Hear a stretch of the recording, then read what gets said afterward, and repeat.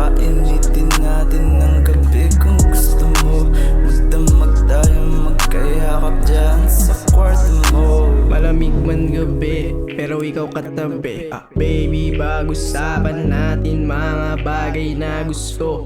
Talagang sisisirin ko ng malalim pa gusto. Siyempre kasi alam ko naman talaga na ito ang iyong gusto. Isang tabing problema pag ikaw kasama, lalo na sa kama. Alam mo na yun, bakit ganon? Mga iyawan natin dalawa, ating sikreto. Huwag ka lang maingay, maririnig nila tayo. Sa